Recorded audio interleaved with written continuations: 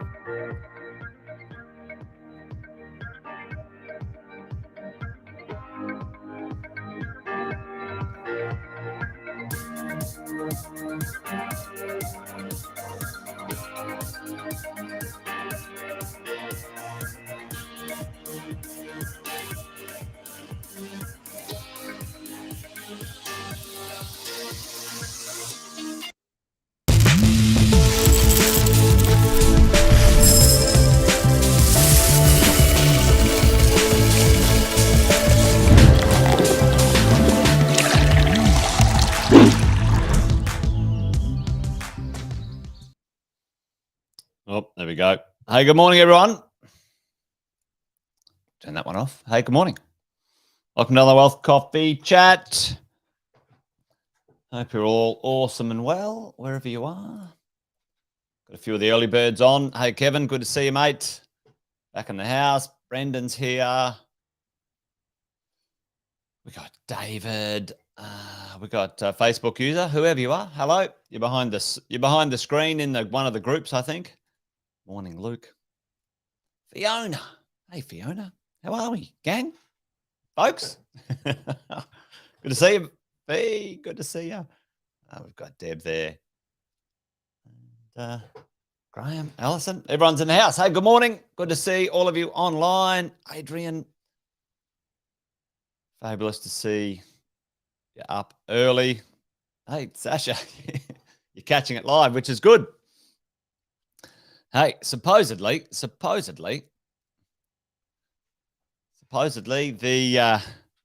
housing downturn is over, folks. Interesting times.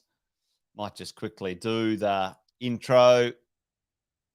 Hey, I do it every day, Wealth Coffee Chats, but Jason Witt's my name. If you didn't already know, I think most of you do, but if you're new, you're dropping by, you're new, you found us either part of our mentoring coaching program or you found us accidentally, welcome. Wealth Coffee Chat, Jason Witten.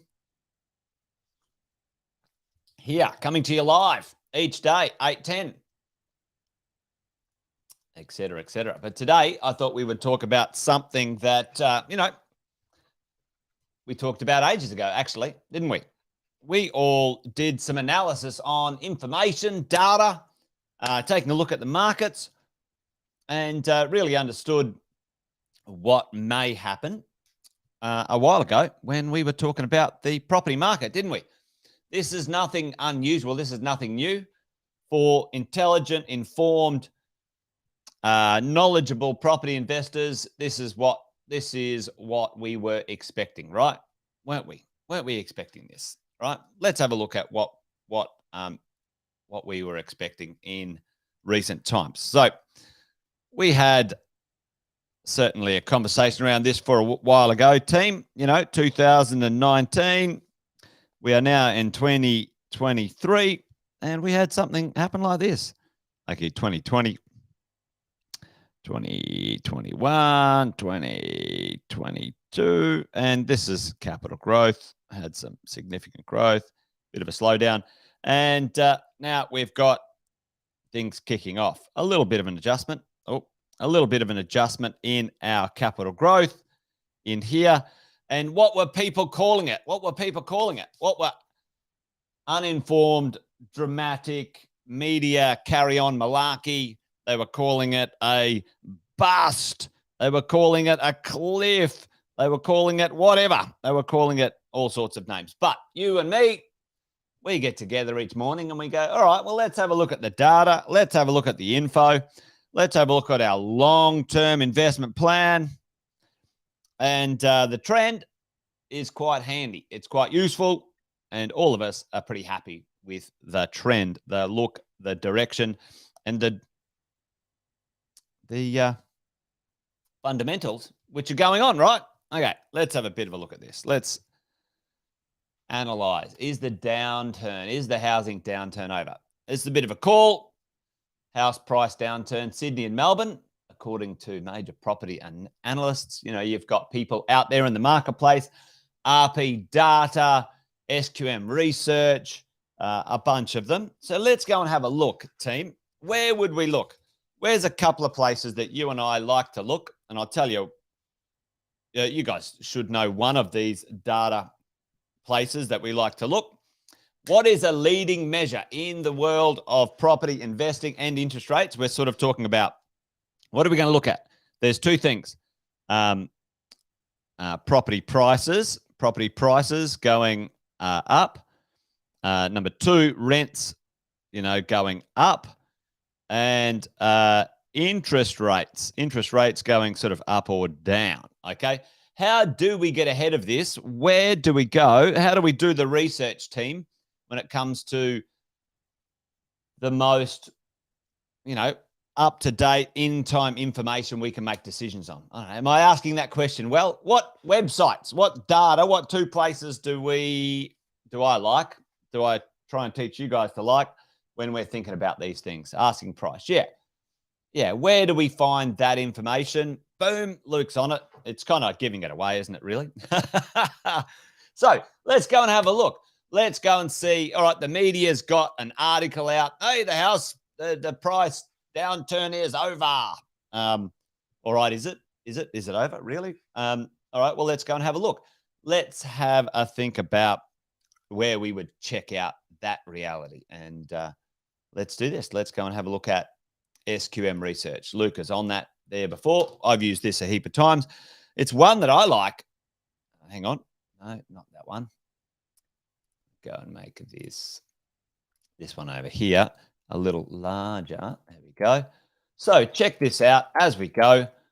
If we have a look at the rolling asking prices, team. So this is the weekly asking price. So if we are in the world of data and statistics, the closest to the future we can get when it comes to, information about property prices is what is the price that these houses, these apartments, this is sort of 3-bed and whatever, 2-bed units, apartments, whatever.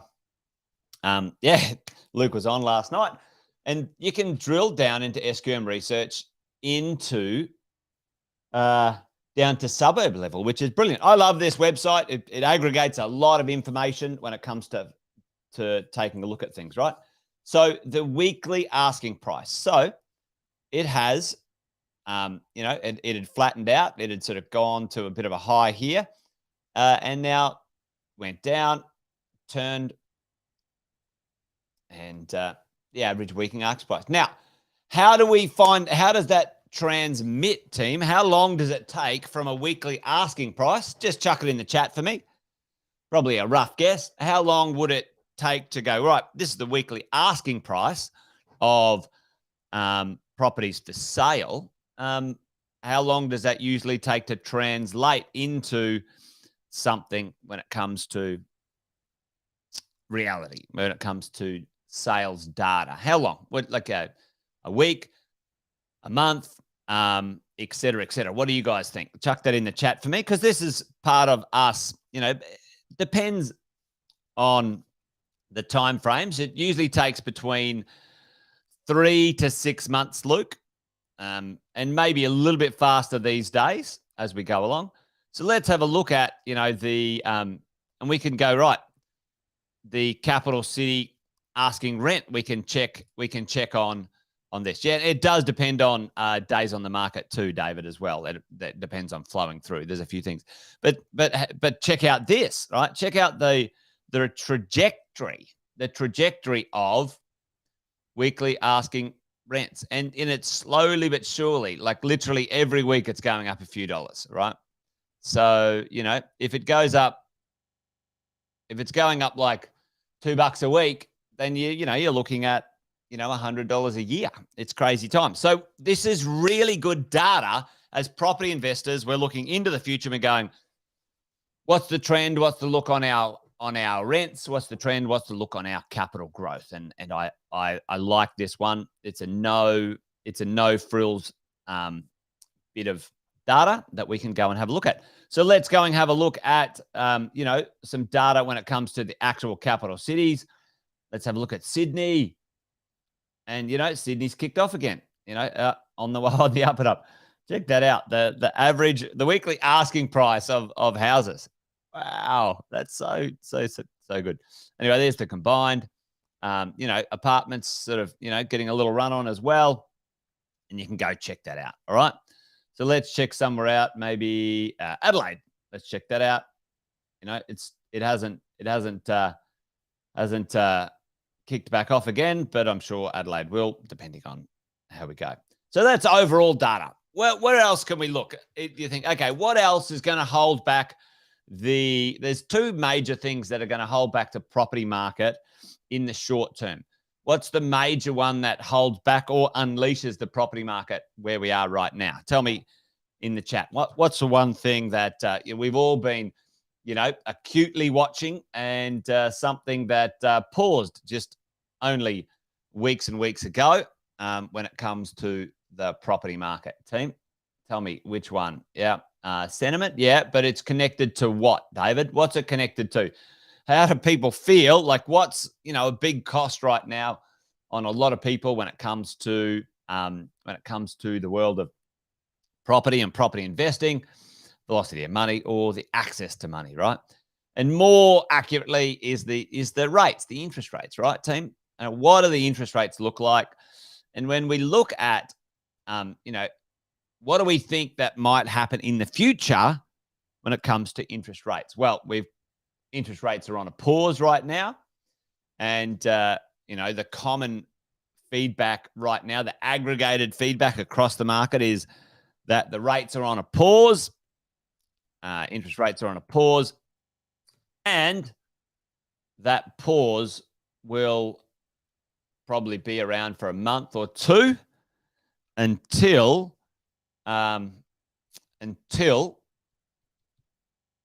they find out what's going on with inflation. If inflation goes down again, then we should be okay. If inflation goes up again, then they might put the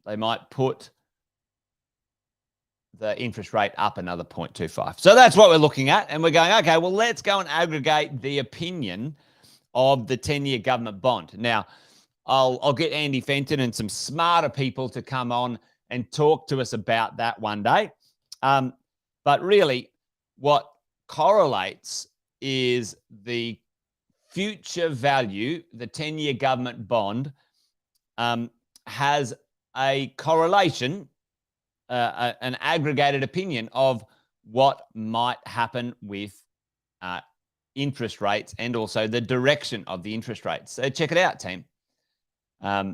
So most professionals, thousands of them out there, are aggregating that the interest rates are going to stabilize and or come down. They're future buying it at a different price than now.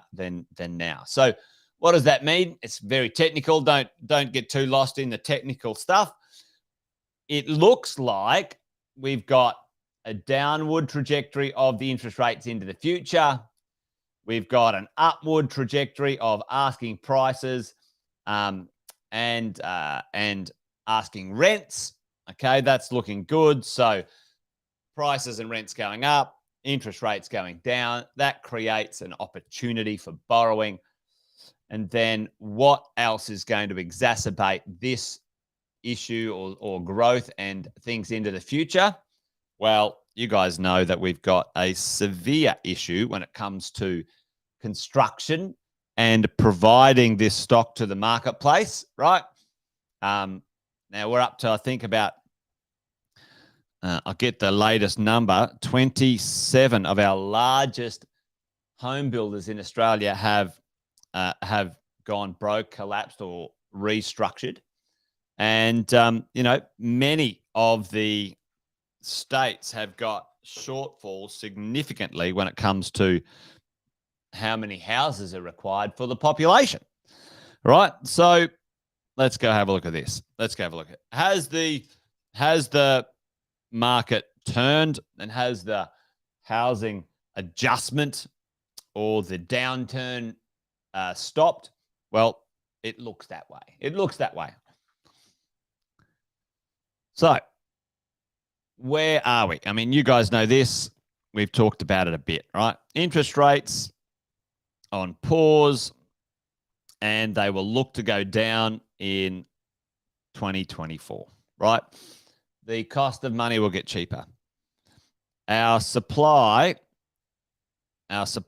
is down, and it's a disaster. It's not going to change.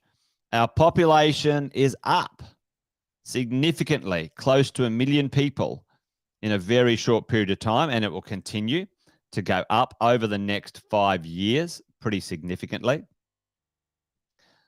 Pretty significantly.